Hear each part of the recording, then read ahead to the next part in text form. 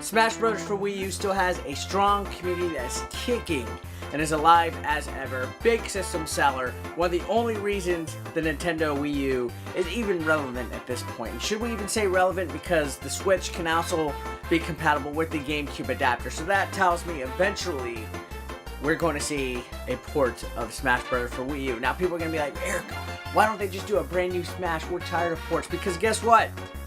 All the Smash Brothers fans that play this game are going to come over and get the Nintendo Switch version. Because why not have Smash portable? Can you imagine being able to legitimately play Smash Brothers portably? And we're not just talking on the 3DS. We're talking about being able to pick it up out of your console, play it on the go, and then put it back into the dock. Smash Bros. For Wii U is just a matter of time. Calling it. By E3, we will see a port of it. There's got to be something good like that coming, so I'm going to stick with my guns. Something with F-Zero and something with Smash Brothers. Maybe a port of Smash? Who knows? Smash Brothers, I think, has a better chance, especially if you throw in all of the DLC. I think that would more make sense. And it's been quite a while. Captain Falcon deserves more than just to be a character in Smash Brothers. Which, speaking of Smash Brothers, I do feel Smash Brothers for Wii U will be ported over to the Nintendo Switch as well, because they just recently put support for the GameCube adapter, and it still has a huge fan base, and I don't think Smash Brothers for Switch is going to be coming out anytime soon. So why not put the Wii U version on the Switch? And I mean, it's big in competitions. It's a big esports game. It has a big following, and people will buy it. I think that is a good title to fill in. So I didn't think we'd see anything Smash related to E3, like I said, but it's awesome. It's coming. It's been announced. It will be this year, and everybody is freaking out about it. Smash Brothers. Now, is Smash Brothers going to be a port? I think it's going to be. For it to be ready for 2018, I have more than enough of a feeling that it's going to be a port, at least of what both the 3DS and Wii U version were smashed together, kind of like what they're doing with Hyrule Warriors on the Nintendo Switch. Regardless, it's Smash Brothers, and it's coming this year. So far only 2 new characters, and a few new stages, and a few new items.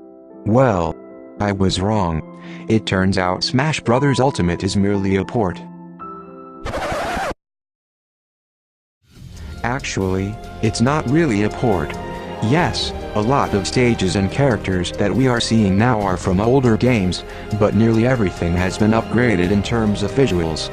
They didn't just copy and paste Battlefield from the Wii U version, they modernized it, like how the team from Mario Kart would modernize any classic course from an older Mario Kart game. So don't think that they haven't put a lot of effort into all of these stages, because they all could have been new stages as well. But here was what I was right about. I knew that the next Smash Bros. Game wasn't going to be a port. Me 1, YouTube 0. I also thought that the next Smash Bros. Game wasn't going to be ready by September. Me 2, YouTube 0. I did say that Nintendo did need a stock lineup of AAA multiplayer games ready for the launch of NSO, and now that E3 has come and gone, I'm not too sure what there will be available. Maybe Nintendo will unveil some new games soon, but it's awkward to see that this is 3 months away. But this is a discussion for another time. December 7th. No, they did not delay the game or push the release date back. It appears they want to give themselves the most time before the Christmas season to fine-tune the game and add the most content as possible to the finished product.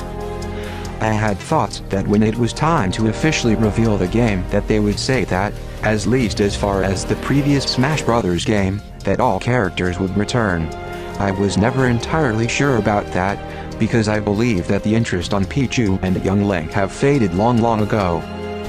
This isn't the first time that all characters from a game's history has returned for one game. If you remember Tekken Tag Tournament 2, all characters appeared both on the disc and as DLC. I'm not counting Mortal Kombat Armageddon because they nearly stripped away the personality from every character. It seems like many characters got much needed changes. Final Smashes are a huge step up from the previous game. Donkey Kong, Fox, and many other definitely needed them. I am glad that they finally made some significant changes and reanimations. Donkey was my main in the previous game, followed by the Villager and Peach. I can't wait to try every character, though. I wish we got an actual classic Mario. I prefer to not have Cappy or Flood or anything else on him. This is what I didn't want to happen. Some people have told me, oh well, it represents an iconic game that he was in. Well, in that case, every move he has should represent every single game that he appeared in. Make him drive a cart, or shoot star bits, or turn into a statue, or swing a tennis racket. Am I saying that his moves should be the exact same in every game? Absolutely not. One good thing about all the characters already being in the game is that we won't worry about having older characters end up as DLC. They all will be new. That's good. I would say, including DLC, there could be 75 characters at least and 85 characters at the most. Here is a percentage of how many characters made their debut in each game, and with Ridley and Inkling, the roster only consists of less than 2% of newcomers. I can't help but think that that number needs to go up even higher, and not just to 5 or 10%. Keep in mind that this list doesn't include the all-new Echo Fighters. They're basically premier skins, like in Injustice 2, in which while they share moves with another character, they have their own name and personality. Your style's played out, Hal. Nobody slings a ring like me. Some of us do it even better. I kinda had a similar idea in another video, where I considered alternate costumes to be their own characters, which I called Tier 2 characters, as they would be less major than the actual character that they would imitate. Daisy was indeed in the video, as was others like Ms. Pac-Man.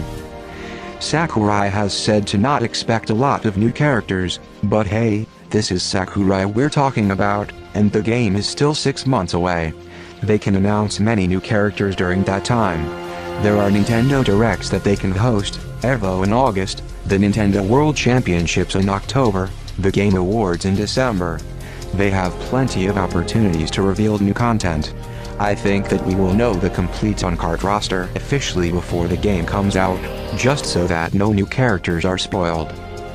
If Nintendo felt like making a bunch of money, they should continue to add more content to the game. Third parties should definitely be lining up outside Nintendo's headquarters and willing to pay for whatever it costs. Nintendo should not accept any third-party character, though, only the characters that are truly iconic and will draw Nintendo money. Looking at the website, screenshots, and videos, there are some characters that I can already imagine joining this already beefy roster, including Paper Mario, Spring Man, Rex, Decidueye, and even lesser likely characters like Medusa, Rayman, Scorpion, and Ryu Hayabusa. I am sorry that I have been late to the party, but it's the summer, and I have been busier than ever because of all the coworkers that are taking vacations now. I did not take time off for E3 either. But yeah, December the 7th. Not September, not a port. Definitely cannot wait until December.